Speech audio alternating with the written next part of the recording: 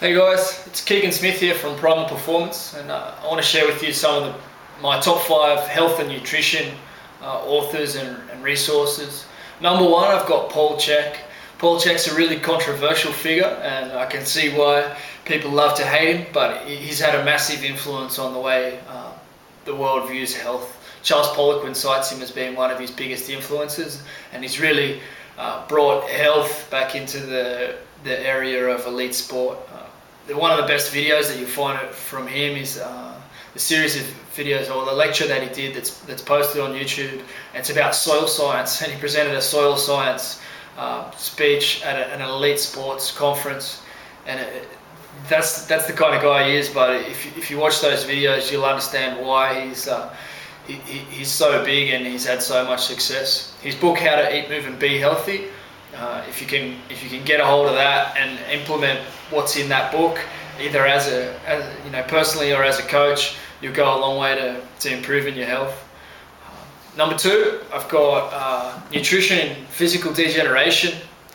It's by Dr. Weston A. Price. He was a dentist who spent 10 years traveling around the world in the 1930s. And he went to indigenous communities all over the world and looked at how they ate traditionally, what foods they valued, what foods they gave to the pregnant mothers or the people who were aiming to conceive. Some cultures also valued the role of male health in creating healthy offspring. He looked at their teeth and he looked at their food, and he figured out why they were healthy or why they became unhealthy once they got onto the modern Western diet. So he really broke it down and saw up close how it happens when people move from a traditional way of eating to modern foods. And he documented it all with photos and took a lot of measurements. And he even did some studies where problem children, or children who didn't learn well at school, were given a whole foods diet, and then given a junk food diet, and then given a whole food diet again, and they monitored their mental performance and their behavior.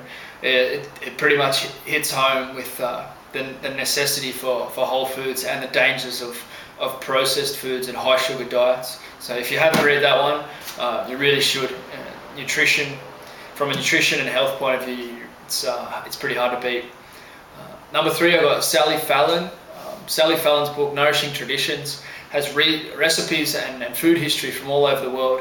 And it's an amazing resource. I'm really glad that I stumbled across that one. I think I might have got it through Paul Chek, and she really breaks it down, like what foods we need and how to prepare our food, and a lot of interesting stuff about food history and food science as well. So if you haven't seen that one or any of her materials, you should really chase it out. And number 4, I've got the Metabolic Typing book by Dr. Walcott. I think his point of view is slightly different to for example, Weston A. Price. Well, you could say he believes that some people need a lot more carbohydrates than other people, and I guess that's what Weston Price found as well. But it's an interesting book in that it looks at the individuality of each person and goes into biochemical individuality, which I think is a really important area of nutrition, and one that's going to continue to grow, and it's definitely something I wanted to learn. I want to learn a lot more about biochemical individuality. And number 5, I've got Lights Out. Lights Out is it's a book not just about sleep, but it's also about sugar and seasonal nature of life, and the importance of respecting winter and summer, the body's need for a downtime, for a time of low carbohydrate and sugar intake and longer nights, to be able to have the summertime of longer days and more sugar and more activity. If you haven't read that one, then you should definitely look into it. It's pretty awesome.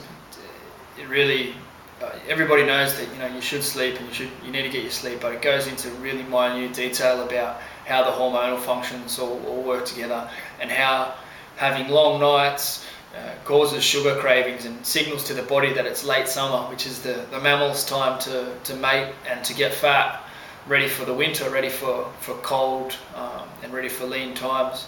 So if you're living in a constant summer, you're sending your body constant messages to get fat, and living in that high stress environment that is the late summer frenzy.